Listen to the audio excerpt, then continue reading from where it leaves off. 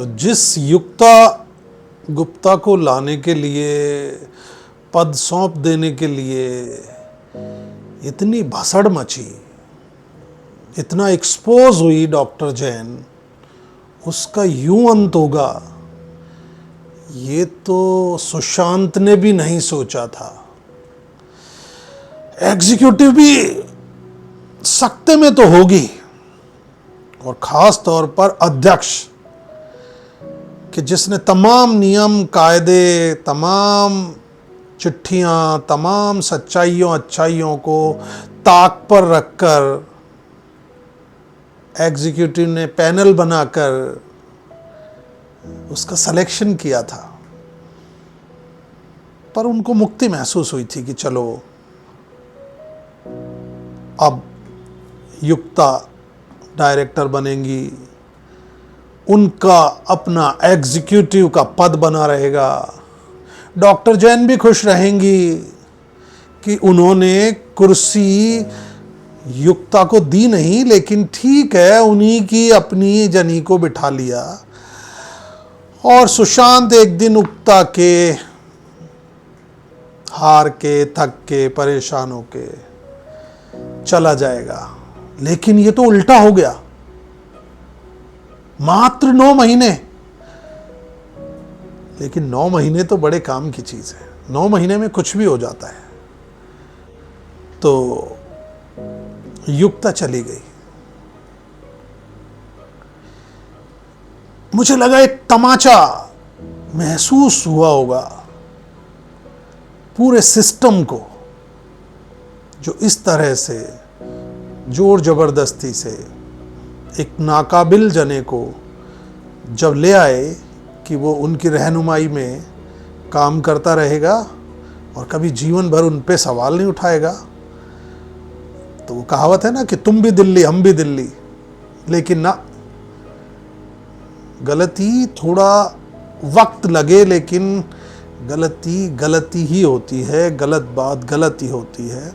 ये एक बार फिर से साबित हुआ शहरी शरीफों की इस कहानी में। और कहानी में जगह जगह जो किस्से हैं उनमें आपने अब तक यही सब कुछ देखा पड़ा कि ये सब क्यों हो रहा है।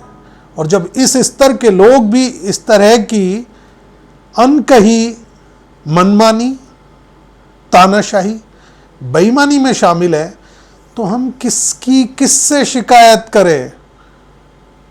बॉर्डर पे जो लोग गड़बड़ कर रहे हैं उनकी करें, संसद में कोई गड़बड़ होती है, घोटाला होता है, उस पर चर्चाएं करें, इंटरनेशनल मसलों पर बात करें, तो अपनी ईमानदारी दिखाएं। लेकिन हमारे यहां अपने स्तर पर, स्थानीय लेवल पर, अपनी संस्था में और हमारे सामने जो हो रहा है, जिसमें हम खुद शामिल हैं, वहां कुछ नहीं करें।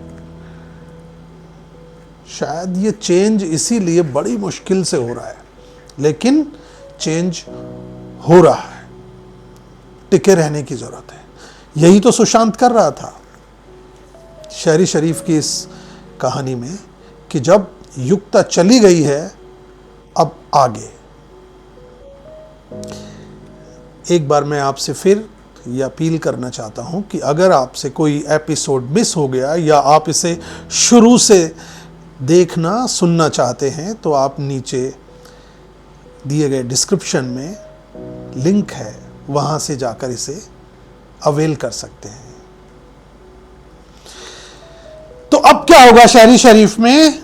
तो 3 महीने का नोटिस, एक खेल। यह शिकस्त थी डॉक्टर जैन की, यह तमाचा था पैनल पर और लानत थी अध्यक्ष राजेश्वर पर। सबक था एग्जीक्यूटिव के हर एक सदस्य को, सच को दरकिनार करने का भी यह नतीजा था। सत्ता, फिर वो उम्र की हो, ओहदे की हो, और फिर अभिमान और एहसास करके बनी हो, वह जब जब गलत रीति नीति से सार्वजनिक काम करेगी, इसके लिए परिणाम अंत में निराशाजनक ही होंगे। लेकिन मसला समय का है, जिसे वापस लाया नहीं जा सकता।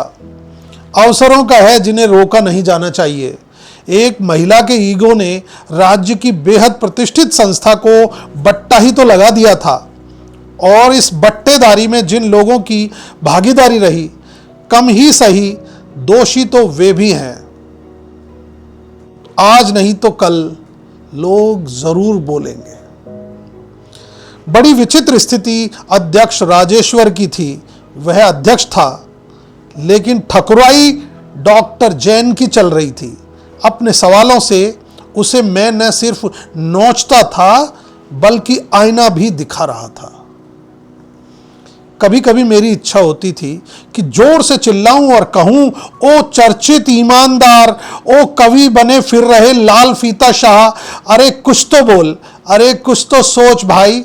हाँ, याद आ रहा है, अभी पिछले 2 साल पहले तक यह अध्यक्ष मेरी जानकारी में 2 और संस्थाओं का भी अध्यक्ष था।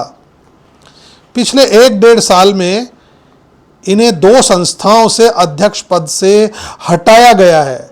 ये थोड़ा तीखा होगा, चलो ऐसे कहते हैं कि इन्हें पद छोड़ना पड़ा। थोड़ी और इज्जत बख्शते हैं तो मान लेते हैं कि संस्था में कुछ ऐसा चल रहा होगा जो इनके सिद्धांतों से, इनकी ईमानदारी से मेल नहीं खा रहा होगा। तो इन्होंने वहां से छोड़ दिया, त्यागपत्र दे दिया।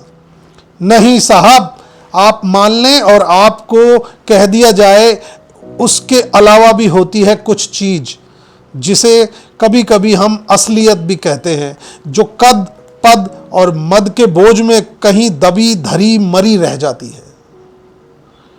तो अब इतनी लंबी रामायण के बाद युक्ता गुप्ता के इस्तीफे ने झटका इन्हें भी दिया था। क्यों? सही कह रहा हूं ना मैं? कुछ तनाव इनके चेहरे पर और शब्दों में महसूस होने लगा था। डॉक्टर जैन भी अभी कुछ समय के लिए बैकफुट पर थी और संस्था निदेशक विहीन थी।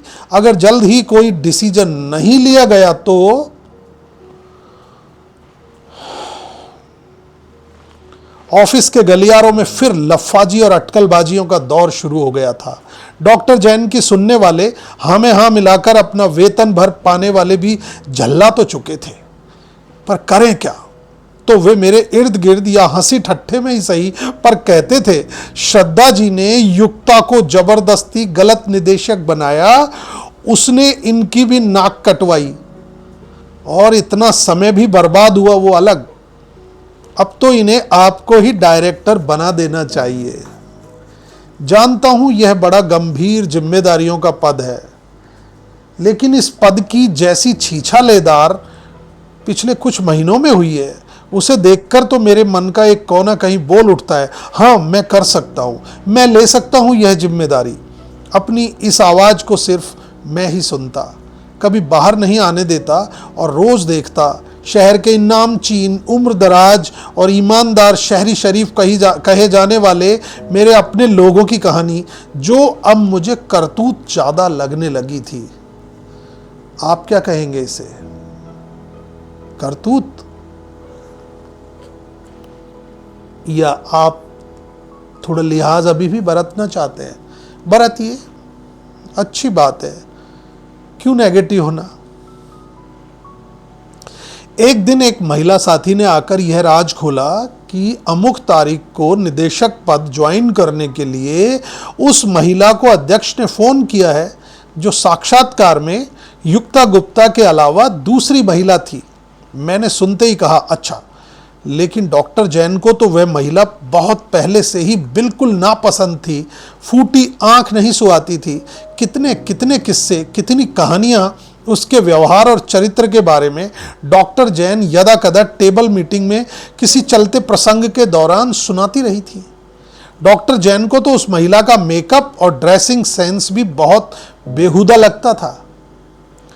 वे उसकी चर्चा करते वक्त नाक भौं सिकोड़ती थी, और एक बात की शिक्षा की समझ क्या होती है, इसे तो डॉक्टर जैन ने अपने सिवा किसी दूसरे में कभी माना ही नहीं था। इस मापदंड पर भी यह महिला उनके हिसाब से देगची के पैंदे की खुरचन के भी नीचे ही कहीं थी।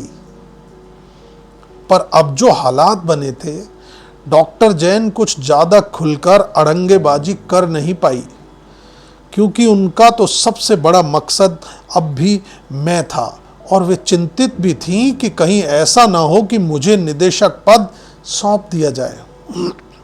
डॉक्टर जैन अब अपने ही खेल में थोड़ा फंस चुकी थी। वो क्या कहते हैं हम लोग, छछूंदर, निगले बने न उगले। और अध्यक्ष भी बनना तो रहा ही था, एग्जीक्यूटिव की भी इज्जत दांव पर थी। तो बिना किसी हील उज्जत के साक्षात्कार में 9 महीने पहले उपस्थित महिला को फोन कर बुलावा भेजा, तो उसने भी तुरंत हामी भर ली। वह भी फ्रीलांस करती थी। आने के बाद एक दिन कहा था उसने कि यहाँ डायरेक्टर की पोस्ट पर जितने पैसे मुझे मिल रहे हैं उससे डबल तो मैं फ्रीलांस में ही कमा लेती थी। तो ना आती, मैं हर बार यही कहता मन में। युक्ता का आखिरी दिन था। उसी दिन दोपहर में यह महिला ऑफिस आ गई थी। युक्ता और डॉक्टर जैन के साथ बैठकर यह बात करती रही।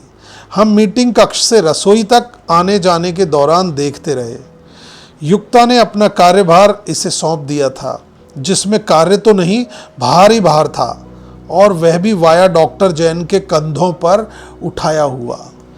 अगले दिन महीने की सबसे पहली तारीख को ऑफिस में गहरे कलर की साड़ी, डार्क लिपस्टिक और चमकती सामान्य से बड़ी बिंदी में बड़ा सा जूड़ा बनाई हुई, चेहरे पर प्रसन्नता और होठों पर इतनी बड़ी मुस्कान जिसमें ऊपर के 8 नीचे के 8 कुल 16 दांत तो कम से कम नजर आए ही के साथ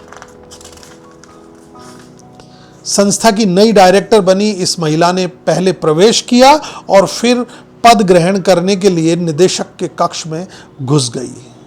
निदेशक की कुर्सी पर अब भी डॉक्टर जैन ही बैठ रही थी, तो इस महिला को भी पार्टीशन करके बनाई गई जगह और वहां रखी एक कुर्सी पर अपनी जगह दिखा दी गई।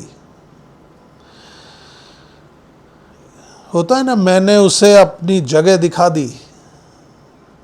तो आप किसी मजबूरी में ही सही एक ऐसे शख्स को अपने बगल में बिठाएंगे कि जिसकी आप भरसक बुराइयां करते थे, न जाने क्यों, उसके पहनावे की, उसके बोलचाल की, उसके ड्रेसिंग सेंस की, उसकी एजुकेशन में लेकर समझ की, और किन से, जो आपके सबॉर्डिनेट थे उनसे।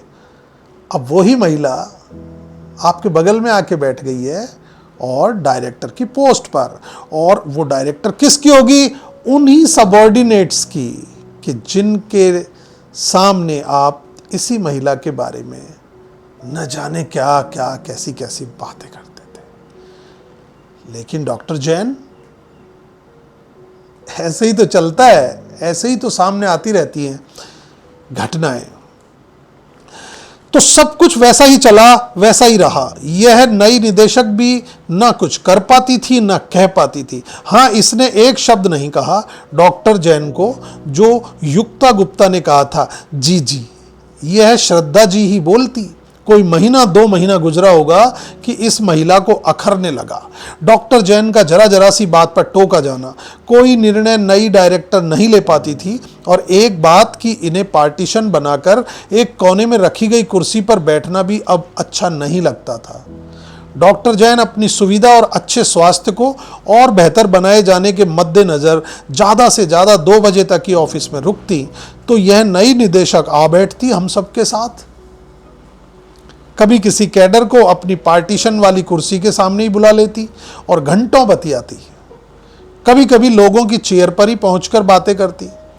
जब आपके पास काम नहीं हो, आप काम तो करते ही नहीं हो, तो ऐसे में काम की बात भी नहीं करते हो, तो जो बात करते हो वो प्राणहीन फालतू बातें ही तो होती हैं। हाँ, फालतू बातों में आप मज़ा ज़्यादा महसूस कर सकते हो, क्योंकि आपकी कोई जिम्मेदारी और जवाबदेही नहीं बढ़ती ऐसी बातों को करने में। नई निदेशक डॉक्टर जैन की कुर्सी पकड़ बुराइयों को खुलकर करती, खुलकर कहती कि इन्हें मुझे निदेशक की कुर्सी पर बैठने देना चाहिए, और यह बात किसी तरह डॉक्टर जैन तक पहुंच गई थी।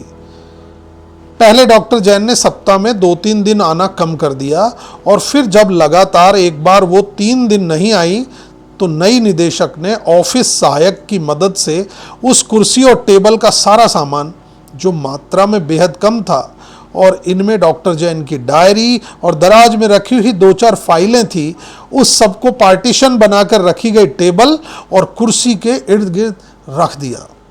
डॉक्टर जैन की जगह नई निदेशक बनी यह महिला बैठ गई। यह सब जिस तरह से डॉक्टर जैन की अनुपस्थिति में किया गया, एक बारगी तो मुझे भी बुरा लगा था, थोड़ा ज़्यादा बुरा। लेकिन यह किया जाना शायद इसी तरीके से संभव भी था। हुआ। कुर्सी के लिए सत्ताओं में, सल्तनतों में मैंने सुना है लोगों ने अपने बेहद प्रियजनों को ही कहीं कैद कर लिया तो कहीं उससे ज़िंदगी से बाहर कर दिया। यहाँ तो सिर्फ कुर्सी पे बैठने का और कुर्सी छीन लेने का ही था ना। चल रहा था। डॉक्टर जैन जब आई तो उन्होंने ये बदला हुआ मंजर देखा। इरादे भांपे और बमुश्किल घंटा भर रुकने के बाद वापस लौट गईं। कहाँ गई होंगी मैं नहीं जानता था, न अंदाज़ा लगाने की भी मैंने कोई कोशिश की। 2-1 दिन में खबर आ गई थी कि श्रद्धा जी अब यहाँ नहीं आएंगी। अरे क्या बात करते हो, वो यहाँ नहीं आएंगी तो कहाँ जाएंगी? वो ऐसे ही तो नहीं छोड़ने वाली है ना ये जगह, ना ये कुर्सी। हाँ, वे नहीं छोड़ेंगी कुछ भी, क्योंकि अभी उन्होंने सचिव पद से इस्तीफा कहाँ दिया है और सचिव रहते हुए तो और ज़्यादा पावरफुल बन गई हैं। पर यह हुआ गजब ही है। कोई 4 दिन आए नहीं हुए वाली निदेशक ने 20 साल से जड़ें जमाई हुई संस्था को सिर्फ अपनी बपौती समझने वाली, अति प्रतिष्ठित और धौंसिया रूप में बड़े बड़ों को प्रभावित करने वाली और पिछले 5-6 साल से एक मामूली आदमी सुशांत के सवालों पे न्याय बेन्याय उलझने और कुर्सी कभी न छोड़ने वाली 85 के करीब की महिला को संस्था में आना छुड़वा दिया। पर यह हो गया था, पर कितने समय के लिए? यह सब भविष्य के गर्भ में था। संस्था में लोग और मैं खुद सोच रहा था कि अब अध्यक्ष राजेश्वर आएंगे, 1-2 और एग्जीक्यूटिव के आराम से उपलब्ध होने वाले सदस्यों के साथ, और न सिर्फ नई निदेशक को कुछ चेतावनी देंगे बल्कि डॉक्टर जैन को वापस भी बुलाएंगे। पर ऐसा नहीं हुआ। अध्यक्ष और बाकी लोग भी उकता गए होंगे उनकी हाँ में हाँ करते, उनका लिहाज रखते रखते और उनके गलत उद्देश्यों के लिए सही बात का भी पक्ष वो लंबे समय से नहीं ले पा रहे थे, तो उन्होंने भी चुप्पी साध ली। फ़ोन तो किया था अध्यक्ष ने उन्हें, पर आग्रह में उत्सुकता नहीं दिखाई दी। पर अध्यक्ष को डॉक्टर जैन ने अपनी नाराज़गी जता दी थी, जो उन्होंने ऐसे ही मुस्कुराते हुए बातों ही बातों में हम सबको बता दी थी। नई निदेशक भी अभी पुराने चल रहे बेहद छोटे 1-2 प्रोजेक्ट पर ही पैर टिकाए खड़ी थी। कोई नया बड़ा और लंबी अवधि का कामयाब प्रोजेक्ट लाने में वो भी अभी असफल ही थी। प्रोजेक्ट कौन लाएगा? डायरेक्टर। उसकी क्या जिम्मेदारी है प्रोजेक्ट लाने की? सुशांत ने ये सवाल एक बार डॉक्टर जैन से कर दिया था और ये कह दिया था, अगर आप नहीं लाएंगी तो प्रोजेक्ट क्या ये नई आई हुई उस्माना और अनीता लेकर आएंगी। बस फिर उसके बाद क्या हुआ था। संस्था की इस घमासान का पता एक फंडिंग एजेंसी को चल चुका था। उन्होंने फंड एक्सटेंड नहीं किया। नई डायरेक्टर ने 2-3 बार फ़ोन करके फंडिंग एजेंसी से टाइम मांगा, उन्होंने नहीं दिया। संस्था में कॉर्पस मनी से इकट्ठा हुआ फंड है, तो सालाना मिलने वाले ब्याज से कुछ एक लोगों की सैलरी और ऑफिस बिल्डिंग का किराया आराम से निकल जाता है। लेकिन नई डायरेक्टर है तो इसलिए ना कि वो विजन करे, प्लान करे, खुद मेहनत करे और टीम को प्रोत्साहित करते हुए प्रोजेक्ट्स लाए, अपने होने का औचित्य सिद्ध करे। नई निदेशक की एक और चिंता थी, अपने पद और पोस्ट को परमानेंट किए जाने की। अभी इसे सिर्फ 6 महीने के लिए प्रोबेशन पर रखा था। अच्छा, ये याद रखने की बात है कि युक्ता को परमानेंट ही पोस्टिंग दी गई थी, उसके लिए प्रोबेशन नहीं था। फिर भी चली गई। और इसको चिंता थी कि अभी तो मैं प्रोबेशन पे हूँ, ये पद परमानेंट होगा भी कि नहीं। यदा कदा अपनी बातों में वो जाहिर कर देती थी। 2 महीने हो चुके थे। नियुक्ति पत्र में लिखा था आपको 6 माह के लिए प्रोबेशन पर नियुक्त किया जाता है। इसके पश्चात स्थायी न किए जाने तक कभी भी आपको 3 माह पूर्व का सवैतनिक नोटिस देकर हटाया जा सकता है, और यदि आप छोड़ना चाहती हैं तो भी कम से कम 3 माह पूर्व आपके द्वारा संस्था को नोटिस दिया जाना अपेक्षित है। तो संकट एक नहीं थे, एक तरफा नहीं थे, किसी पर एक पर नहीं थे, हम सब पर थे संकट। और हालात ऐसे बन गए थे कि हर एक मन में बस एक ही सवाल, अब क्या होगा? क्या नई निदेशक स्थायी हो पाएगी? क्या डॉक्टर जैन की घर वापसी होगी? हाँ, वो संस्था को अपना घर या घर का माल ही तो समझ रही थी। क्या नई निदेशक को भी हटा दिया जाएगा? क्या क्या क्या अनगिनत सवाल चल रहे थे। लोगों के मन में सवाल चल रहे थे। संस्था का काम रुका हुआ था। इस सारे फसाद में संस्था अर्श से प्रस्थान कर चुकी थी, पर अभी आधे ही रास्ते में थी कि जहां से जरा सी भी कोशिश यदि की जाए तो पुनः अर्श पर लौट सकती थी। संस्था की इमेज थी, संसाधन थे, लोग थे, और मैं भी तो था। अब नई निदेशक का टाइम ऐसी स्थिति में कैसे बीतता था, आप अंदाजा लगा लीजिए। वो मेरे अलावा बाकी लोगों पर शक करती थी कि ये डॉक्टर जैन को यहाँ की सूचना देते होंगे। बस यही यकीन था उसे कि मैं और डॉक्टर जैन कभी आपस में बात नहीं करेंगे, सुलह नहीं करेंगे। नई डायरेक्टर अपना दबदबा कायम करने की छटपटाहट में ऊक चूक निर्णय लेती थी। 1-2 बार उसने स्टाफ के लोगों को कुछ हल्के शब्द भी बोल दिए, और उस दिन तो बहुत विवाद ही हो गया जब टीम फील्ड से लौटकर आई और स्थानीय खर्चे और रात्रि विश्राम के तौर पर मिलने वाले मामूली पैसों को उसने बिल में से काट दिया। ना कोई पूर्व सूचना, ना कोई नियम में बदलाव का ऑफिस ऑर्डर। और लोगों ने जब पूछा तो बिना तर्क के पद के जोर से ही बस समझाने की कोशिश। फिर वही बात, डॉक्टर जैन भी यही तो करने की बड़े स्तर पर कोशिश कर रही थी जिसे मैंने बर्दाश्त नहीं किया था। इस बार लोगों ने बर्दाश्त नहीं किया। खूब वाद विवाद, गर्मा गर्मी हुई।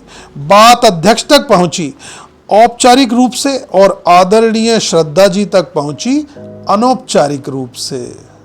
बस मिल गया मौका, हो गया खेल खत्म। एक बड़ी तगड़ी पटकथा तैयार की गई। डॉक्टर जैन की इच्छा, अपेक्षा और निर्देशन में इस सब में लगे होंगे कोई 15 दिन। फोन, चिट्ठी, चिट्ठी में संशोधन हेतु सुझाव, मुलाकातें, नरमाई और अंजाम। कोई चौथा महीना नई डायरेक्टर का पूरा हुआ ही था कि ऑफिस में एक दिन 2 लोग आए।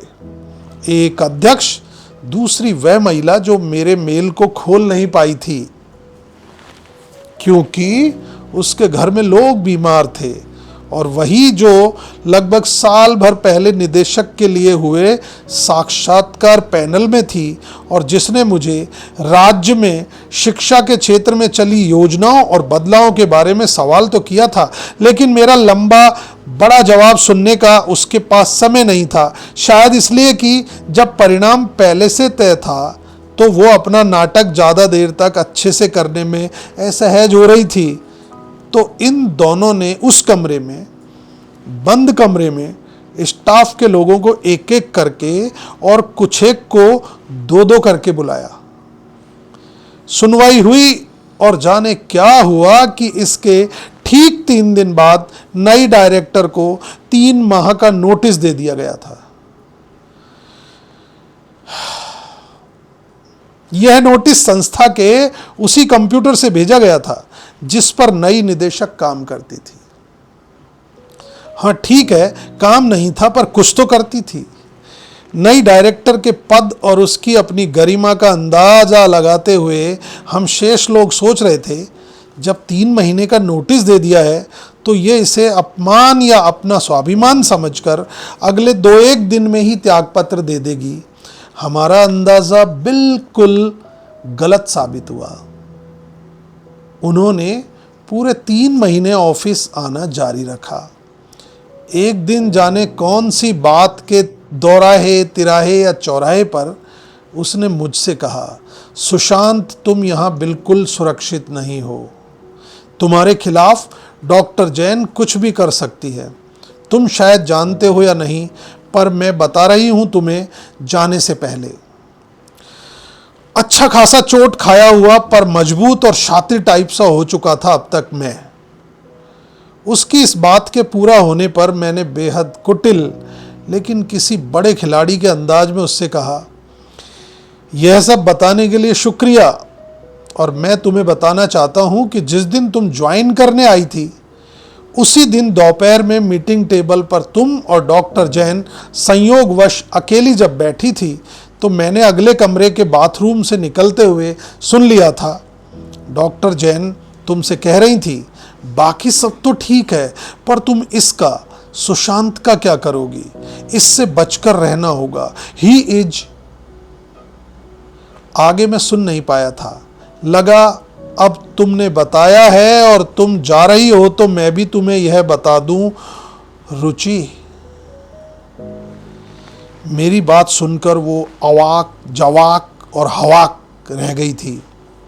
चेहरा उसका लाल सा लगा मुझे, जिस पर सामान्य से बड़े आकार की लाल बिंदी दिप दिपा रही थी, और उसका मुंह खुला हुआ था ओ की शेप में। तो 3 महीने का नोटिस और खेल खाद।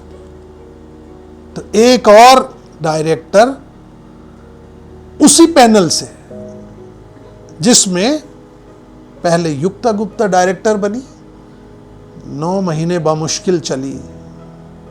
उसके बाद आनन फानन में और इत्तफाकन इस महिला को लाया गया कि जिसको पैनल में सिलेक्शन के वक्त नहीं लिया था, लेकिन एक अजीब हालात जब हुए तो इसे बुलाया गया।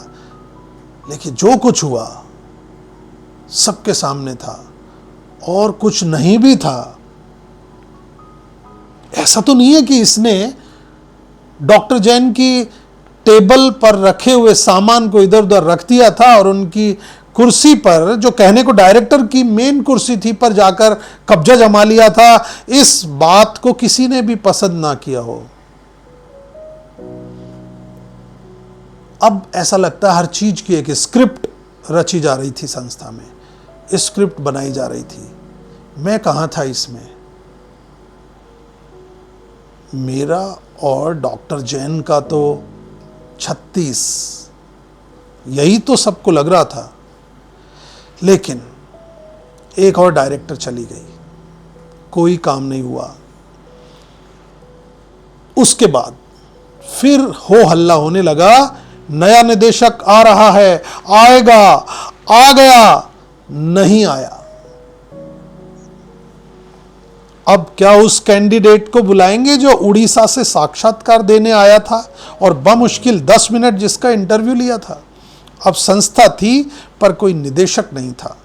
कोई नोटिफिकेशन, कोई सूचना जारी नहीं की गई थी कि इस स्थिति में कौन क्या कैसे काम करेगा। सब कुछ अनकहा पाठ्यक्रम ही चल रहा था संस्था में।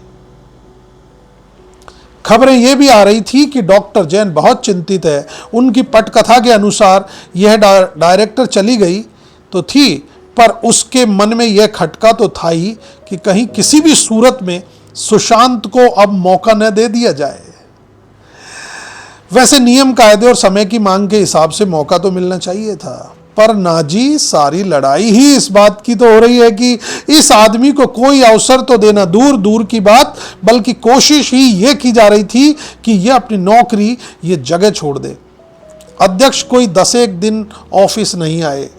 वैसे वे नहीं आते थे, उन्हें आना भी नहीं चाहिए कि जब एक डायरेक्टर ऑफिस में मौजूद है, पर नहीं था तो भी ना कोई सूचना, ना कोई नोटिस। ऑफिस सहायक सुबह ऑफिस समय पर खोल देता, शेष स्टाफ 10 बजे बाद से 12 बजे तक भी आता रहता। आकर क्या करता? कोई कहने सुनने वाला नहीं। अब सारे लोग अपनी टेबल पर बैठे रहते, लैपटॉप या मोबाइल में आंखें गड़ाए। जब लंच टाइम होता तो खाने की टेबल पर आ जाते कुछ अपनी टेबल पर ही अपना टिफिन निपटाते। हाँ, शहर में यह खबर अब फैलने लगी थी कि नई डायरेक्टर ने भी संस्था छोड़ दी है। कई लोग फोन करके भी पूछते थे, अरे उसने क्यों छोड़ दिया? जो जैसा सवाल करता वैसे ही जवाब लोग दे देते। हाँ, छोड़ दिया। हाँ, नोटिस दे दिया था उन्हें। उनका प्रोबेशन के बाद कार्यकाल बढ़ाया नहीं गया। हाँ, एक तरह से निकाल ही दिया है उसको। जितने मुंह उतने फोन। पर सच्चाई मैं जानता था। यह सच्चाई कि एक महिला की जिद और पावर में बैठे लोगों के ईमानदारी से निष्पक्ष काम नहीं कर पाने से एक संस्था अपनी पहचान और साख खोती जा रही थी। संस्था में बचे खुचे लोगों की भविष्य की न परवाह थी न कोई जवाबदेही इन ओहदासीनों को। एक दिन अध्यक्ष और डॉक्टर जैन दोनों एक साथ ऑफिस आए। अप्रत्याशित रूप से आना हुआ था। मीटिंग टेबल पर सारे स्टाफ को बुलाकर कह दिया गया कि अब श्रद्धा जी ही देखेंगी। फिर श्रद्धा जी ही देखेंगी और लोग श्रद्धा जी को देखेंगे। लोग देखे ना देखे, सुशांत जरूर देखेगा। आईना है ना उसके पास एक सवाल वाला, जिसमें देखेगा भी और दिखाएगा भी। और बहुत गोल मोल धीमे सुर में यह भी देखते हैं, तब तक कोई इंतजाम भी करते हैं। मतलब नया डायरेक्टर, मतलब तब तक डॉक्टर जैन फिर से डायरेक्टर। सूखे और अकाल की तो बहुत सी खबरें हमने पढ़ी हैं, लेकिन इस संस्था में एक डायरेक्टर का सूखा जैसा कहीं और शायद ही हो। तो खैर 85 साला डॉक्टर जैन सफलता या असफलता के एहसास के साथ फिर से आने लगी। हाँ, अब वे न लंबी टेबल मीटिंग कर रही थी और उनके गांधी, सुकरात, अरस्तु, प्लेटो के दर्शन, ज्ञान और न्याय के किस्से और आदर्श तो कोई लंबे समय से कहीं औंधे मुंह किसी कुएं बेरे में जा गिरे थे। मेरे साथ अब भी उनका खिंचाव बना हुआ था। सिद्धांत क्या, वो शायद नजरें नहीं मिला पा रही थी। उनकी हर चाल पिट भी रही थी और हर चाल के साथ वे ज़्यादा एक्सपोज हो रही थी। पर अपनी जिस भी तरह से जुटाई ताकत और बेशर्मी की मजबूत ढाल के पीछे वे फिर से कुर्सी पर आ काबिज हुई थी। अब शहर में, राज्य में और पूरे देश में फिर से चर्चा थी। अरे ये फिर से आ गई, ये कुर्सी नहीं छोड़ने वाली है। एग्जीक्यूटिव को तो ये समझती ही क्या है। बहुत से तानाशाहों का इलाज सिर्फ उम्र ही कर पाई है, जिसे अक्सर लोग समय कह देते हैं। तो डॉक्टर जैन अब ज़्यादा भागदौड़ करना और पूरे समय ऑफिस में बैठने का काम नहीं ही कर पाती थी।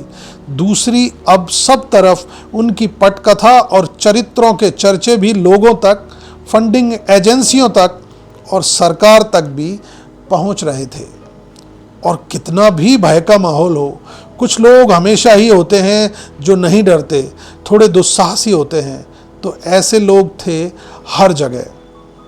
अब साफ साफ लोग कहने लगे थे कि तुम्हारी संस्था से डॉक्टर जैन के अलावा किसी और को भेजो, जिसके साथ बात की जा सके, जिसके भरोसे काम दिया जा सके। एक दो लोगों ने तो डॉक्टर जैन तक यह मैसेज पहुंचा भी दिया था कि जब तक डॉक्टर जैन है, हम अपना प्रोजेक्ट वहाँ फंसाना नहीं चाहते।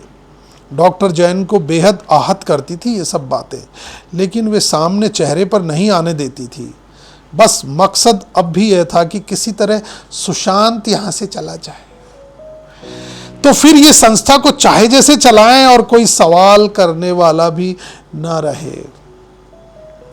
ऐसे ही मौकों की तलाश में लगी डॉक्टर जैन एक दिन मेरे कमरे में आकर कहती हैं, यहाँ तुम लोग बोलते हो तो मेरे कमरे में बहुत आवाजें आती हैं। उनके कक्ष से ही सटे कमरे में अब हम 3 लोग बैठते थे, तो उनके रहते बमुश्किल ही कभी ऊंची आवाज में बात करते थे, पर और धीरे बात करते। अब हम अक्सर तो कोई बात थी ही नहीं कि जिसे किए जाना जरूरी हो, क्योंकि इतना कोई काम ही नहीं था और बिना काम की हर बात को टाला जा सकता है, स्थगित किया जा सकता है। 2 दिन बाद कि जब डॉक्टर जैन दोपहर में ऑफिस से निकलने वाली ही थी कि मैंने जाकर पूछा, यदि आप कहें तो मैं मीटिंग रूम के पास वाली गैलरी के छोटे कमरे में बैठने लग जाऊं। उन्होंने सुने अनसुने ही कुछ हाँ जैसा संकेत कर दिया था। वे जैसे ही ऑफिस से निकली, कोई आधा घंटे में ही मैंने अपनी टेबल उस दूसरे कमरे में शिफ्ट कर ली थी। यह कमरा बहुत पीसफुल था। इसमें 2 चेयर रखी हुई थी, जिनमें से एक पर जब कभी महीने 6 महीने में अध्यक्ष ऑफिस आते तो बैठ जाते थे, वरना तो यह कमरा और इसमें रखी कुर्सियां खाली ही रहती। अब हुआ यह कि कोई भी गैलरी पार करता तो मुझ पर निगाह पड़ती और मेरी कुर्सी के पीछे लटकते कॉटन के खूबसूरत पर्दों पर भी। कोई 2 ही दिन हुए होंगे कि डॉक्टर जैन ने ऑफिस से लौटने से ठीक 2-3 मिनट पहले कहा, मुझे उस कमरे में अनकंफर्ट होता है, तुम अपनी जगह यहां से बदल लो। समझ रहे हैं आप? यहां से आवाजें आती हैं, इसलिए तुम चुप रहो। फिर मुझे अपनी उस जगह अनकंफर्ट फील होता है, इसलिए तुम अपनी जगह बदल लो, मैं यहां आ जाऊं। अरे हद है। मैंने पूछा, बताइए कहां बैठ जाऊं मैं? मुझे नहीं पता, तुम कहां बैठ जाओ। आवाज में चिढ़ और गुस्सा था उनके। मैंने बेहद शांत स्वर में एक और बार कहा, मैं उस चेयर पर बैठा हूं जहां कभी 1-2 बार स्टाफ के लोग बैठते थे और आप भी बगल वाली चेयर पर बैठती थी। आप वाली चेयर अभी भी खाली है।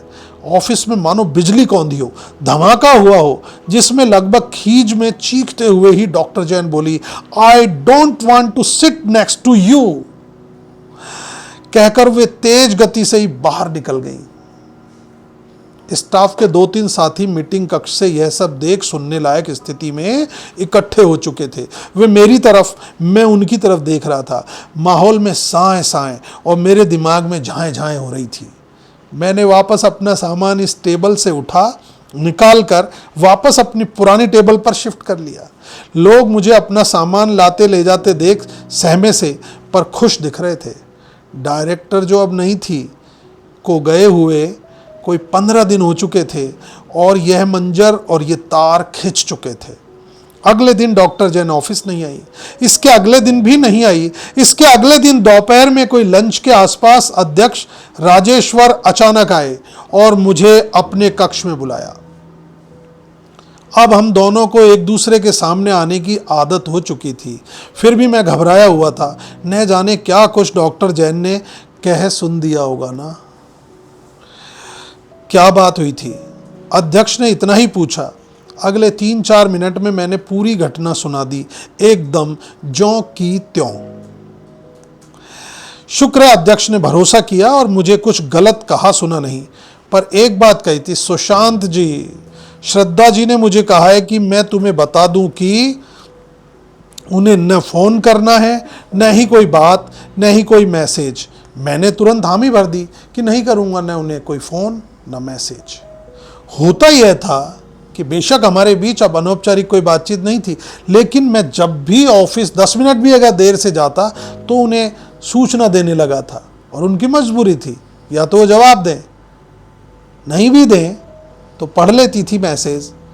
और ये तो सुविधा है ना, नीली लाइनें दिख जाती हैं कि उन्होंने आपका मैसेज पढ़ लिया। तो इस बहाने से ही सही हर रोज मैं उन तक पहुंच जाता था।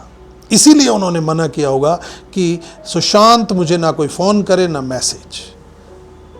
अध्यक्ष राजेश्वर ने ये बात मुझे कहा और मैंने तुरंत हामी भर दी। मैं इन दिनों अगर 10 मिनट भी ऑफिस देर से आता तो उन्हें ही मैसेज कर सूचना देने लगा था। वो कभी जवाब नहीं देती, लेकिन अपने फ़ोन की स्क्रीन पर शायद मेरा नाम भी देखना नहीं चाहती थी। तो छोड़ दो संस्था में ये पद, आने दो किसी बाहर से जने को तटस्थ रूप से चुनकर। ये बातें मैं ही बोलता, मैं ही सुनता, क्योंकि अब संस्था नक्कार खाना ही तो बन चुकी थी। अगले दिन फिर अध्यक्ष और डॉक्टर जैन एक साथ आए और इस बार जाते जाते मीटिंग टेबल पर ही कहते हुए निकल गए, हम कोशिश कर रहे हैं किसी को यहाँ डायरेक्टर पद पर लाने के लिए। श्रद्धा जी ने इस बार बारे में अपने यहीं पहले बतौर कैडर काम कर गए मुनीश जी से बात की है। उन्होंने कभी अभी पक्का हाँ नहीं किया है, पर उनसे बात चल रही है। वे चले गए और हाँ, जब ये सूचना दे रहे थे उसके कोई 5-10 मिनट पहले ही डॉक्टर जैन उठकर यहाँ से चली गई थी। मैंने सोचा अपने कक्ष में बैठी होंगी, पर वे वहाँ नहीं थी। ऑफिस सहायक रामकिशन ने बताया, वे तो बहुत देर पहले ही चली गई थी। ओह, उफ, आह, मुनीश को संस्था के डायरेक्टर पद पर लाए जाने की तैयारी चल रही है, वो भी डॉक्टर जैन द्वारा। ओफ, ये वही मुनीश है ना जो संस्था में था तब अपना एक और साइड बिजनेस इसने कर लिया था। अपने बिजनेस की वजह से संस्था के काम और मूल्यों पर कम ही ध्यान दे पाता था। हद तो उस दिन हो गई थी जब एक दिन वो संस्था छोड़कर जा चुका था और किसी चर्चा के चौराहे पर उसका नाम लेते हुए डॉक्टर जैन ने कहा था, ये मुनीश पैसे के मामले में कतई भरोसे वाला आदमी नहीं है। बात को और विस्तार देते हुए वे कहे जा रही थी, अमुक संस्था से हमारी संस्था में कोई पेमेंट हमारी संस्था के नाम से आना था, लेकिन इसने संस्था से वो चेक अपने नाम बनवा लिया था। यह शिक्षा में कूद फांद करना जानता है, पर शिक्षा की कोई समझ इसको नहीं है। अच्छा, और उसी मुनीश को लाया जाएगा जिसको ये एक तरह से चोरी तो कह चुकी थी, पैसे की हेरफेर करने वाले को और क्या कहेंगे। लेकिन हाय हाय, ये मजबूरी, गाना नहीं, ये पूरा एक घटना है। मैं जानता था कई बातों को, और यह भी कि कूद फांद क्यों बोला था। मुनीश डी फ्रीजिंग की गतिविधियां बहुत अच्छी करवाता था। इन गतिविधियों में बहुत सारी उछल कूद फांद, नाच गाना भी होता था और लोगों को भी यह सब पसंद आता था। पर अब वो डॉक्टर जैन की निगाह में केवल कूद फांद थी। इसे मौका परस्ती कहते हैं जी, मौका परस्ती, याद रखिए आप। और तो और सार्वजनिक रूप से संस्था के इतिहास में यदि किसी को आर्थिक गबन घोटाले के लिए बेईमान कहा गया था तो वो था मुनीश। इस समय कई ऐसे नए लोग भी यहाँ बैठे थे जो मीटिंग के बाद मुझसे पूछ रहे थे, सर ये मुनीश कौन है। मैं कुछ नहीं बोला। एक दो साथी जो मुनीश को जानते थे वो देर तक मजाक में दोहराते रहे थे, आज तो मुनीश जी की असलियत सबके सामने रख दी श्रद्धा जी ने। कोई हिंदी थ्रिलर सिनेमा की तरह सारे सीन एक एक कर मेरी आंखों के सामने आ रहे थे। आह, तो आज यह नौबत आ गई कि उसी बेईमान मुनीश का नाम संस्था का डायरेक्टर बनाने की प्लानिंग के तहत डॉक्टर जैन के जहन में चल रहा है। उनके जहन में है तो ग्राउंड पर तो आएगा ही। इस उदाहरण से किसी को मौका परस्ती का सबक सीखना हो तो वो सीख ले। मुझे तो थोड़ा और सवाल उठाना, थोड़ा और लड़ना, थोड़ा और निर्भीक होना ही सीखते रहना है। अब कोई पूरे 1 महीने यही सब तो चलता रहा था संस्था में। तरह तरह के कयास लगाए जा रहे थे। कोई 5-7 दिन गुजरे होंगे कि फिर से अध्यक्ष राजेश्वर का संस्था में आना हुआ। कोई 10-1 मिनट वे अपनी कक्ष में कुर्सी पर बैठे रहे। ऐसा पहली बार था कि वे बिना किसी को बुलाए या कोई बात बताए अपने कक्ष में बैठे थे।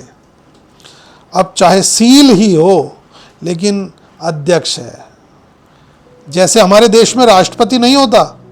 हाँ, यदि राष्ट्रपति शासन लगा हो तो शायद थोड़ी पावर बढ़ जाती होगी राष्ट्रपति की, लेकिन संस्था अध्यक्ष की आवाजाही, स्टाफ के लोगों के साथ बारंबार मीटिंग और किसी मुद्दे पर सुझाव लेने का काम अध्यक्ष राजेश्वर ने बढ़ा दिया था।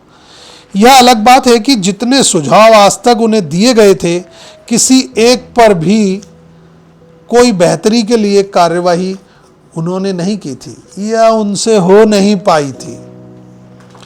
तो 10 मिनट बाद वे अपनी कुर्सी से उठकर मीटिंग टेबल पर आ गए। स्टाफ के कुल जमा शेष बचे 5-6 लोग भी बुला लिए गए। उन्होंने कहना शुरू किया, मुनीश जी से बात चल रही है। वो अभी एक दूसरे राज्य में किसी बड़ी एजेंसी के साथ काम कर रहे हैं। हमने उनसे बात की है। इस शहर में उनका घर भी है और वो कई सालों बाद यहाँ लौटना भी चाहते हैं। अब बस पैसे की बात चल रही है। उनको वहाँ बहुत ज़्यादा पैसे मिल रहे हैं। जैसा उन्होंने बताया है, हम उतना तो नहीं दे पाएंगे, लेकिन हाँ, अब तक जो डायरेक्टर को देते रहे हैं उससे लगभग 2 गुना तो हम उन्हें देंगे ही। मुनीश सिर्फ पैसे के लिए ही तो आएगा, यही तो इमेज बना दी गई थी उसकी, और यह थी भी 2 गुना। सुनकर हम सबने मन में वो फिगर सोचा जो 2 गुना होने पर मुनीश को दिया जाएगा। अगर पैकेज सालाना पैकेज के तौर पर इसे सोचें तो यह कोई 12 लाख के करीब था। मुझे तो संस्था में इतना बड़ा पैकेज सोचना भी दिमाग और औकात से बाहर की चीज लगती थी, पर कॉर्पस फंड था, उससे दिया जा सकता था इतना पैसा। अध्यक्ष ये बताकर 2 पल को चुप हो गए थे। मेरे मन में सवाल उठ रहे थे, पर उन्होंने सवाल करने को कहा नहीं था, तो मेरा सवाल मेरी जुबान पर ही सी सॉ करता रहा। अध्यक्ष खुद ही बोलने लगे, इतना ज़्यादा पैसा इसलिए देंगे कि उन्हें कई जिम्मेदारियां भी दी जाएंगी, कई काम, ताकि उनकी अपनी सैलरी सहित अन्य लोगों की सैलरी का इंतज़ाम हो सके। शुरुआत में इतने प्रोजेक्ट तो वे लेकर ही आए। यह सुनकर स्टाफ के लोगों ने चैन की सांस ली थी। आधा घंटे के करीब हुई इस अध्यक्षीय बैठक के कोई अंतिम 2 मिनट में अध्यक्ष ने आदतन हमारी तरफ एक सवाल उछाला और मेरी ओर देखा, आप में से किसी को कुछ कहना है तो बताएं। सवाल के साथ ही वे कुर्सी से उठ खड़े होने को हुए तो जुबान पर ही रखा मेरा सवाल बाहर आ गया। सर, मुनीश के बारे में श्रद्धा जी के विचार और बयान एक बार आपको बताना चाहता था, जो यहाँ बैठे 3-4 लोगों के सामने उन्होंने 1-2 बार नहीं 10 बार व्यक्त किए हैं। सवाल किसी अड़ंगे की तरह लगा था उनके पैरों पर जाकर। वे वापस कुर्सी पर बैठ गए। मैंने अक्षर से वो बातें दोहरा दी जो डॉक्टर जैन मुनीश के बारे में व्यक्त करती रही थी। इस समय एक और स्टाफ मेंबर ने मेरी बात को ही आगे बढ़ाते हुए इस बात की पुष्टि कर दी थी, संस्था पिछले 2-3 सालों से कोई बड़ा प्रोजेक्ट नहीं ला पाई थी। लाती भी कैसे? राजनीति से मुखियाओं को फुर्सत मिले तब ना। ऐसे में कॉर्पस फंड में जमा पैसा ही पिछले 7-8 सालों से हमारी जिंदगी का एक बड़ा आधार बना हुआ था।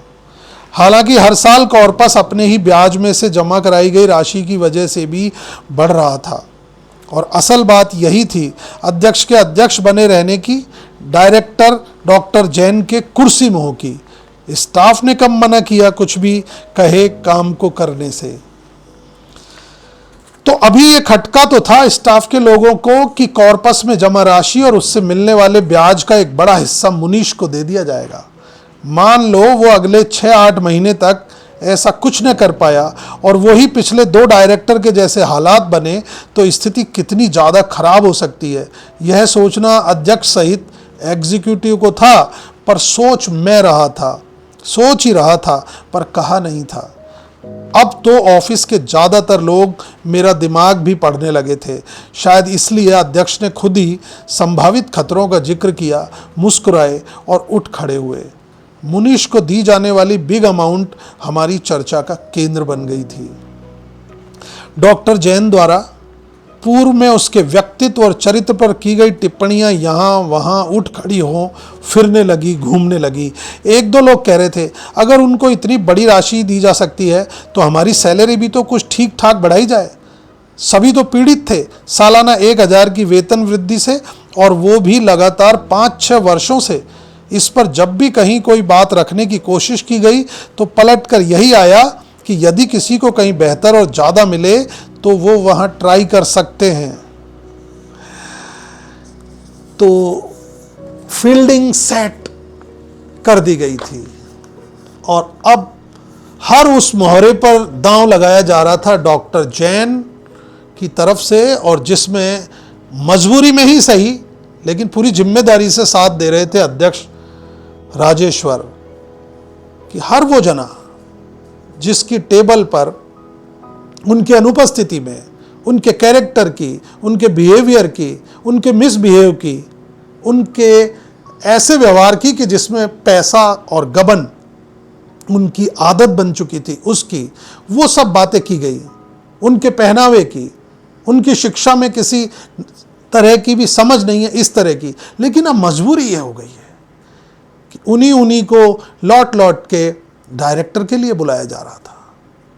डॉक्टर जैन अपने ही जाल में फंस चुकी थी, और कमाल यह है कि अध्यक्ष राजेश्वर जो एक रिटायर्ड IAS हैं, उनको भी न जाने क्या मीठा था कि वो इस सारी चीज को जानते हुए भी बार बार वो जब कहते थे मुझे नहीं पता था, ऐसा होता तो मैं ये करता, अगर ऐसा है तो मैं बिल्कुल ये लूंगा, मैं ये डिसीजन लूंगा, लेकिन वो भी तो अध्यक्ष है, उन्हें कुर्सी मिलती है, कई तरह की फैसिलिटी शायद संस्था से मिलती है, और वो अपने नाम के आगे कहलाना भी तो चाहते हैं ना कि वो एक प्रतिष्ठित संस्था के अध्यक्ष हैं, और सारे डिसीजन उनकी मुट्ठी में कभी भी आ सकते हैं।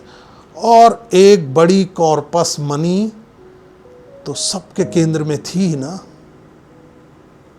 न जाने कितने तरह के नेगेटिव ख्याल आने लगे थे, पर ये नेगेटिव नहीं थे, ये सब सच होने वाला था, हुआ। तो शहरी शरीफ किस किस तरह से अपनी सत्ता बचाए रखने के लिए किस किस तरह के अपनी चालें, अपने खेल, अपनी हर बात को सही साबित करने की कोशिश करते हैं, यही सब शहरी शरीफ के इस एपिसोड में, इस कहानी में हमने देखा। देखते हैं आगे क्या होता है, क्या मुनीश आएगा, और आएगा तो फिर किस तरह, कितने दिन के लिए, क्या संस्था सेट हो जाएगी या फिर सैड।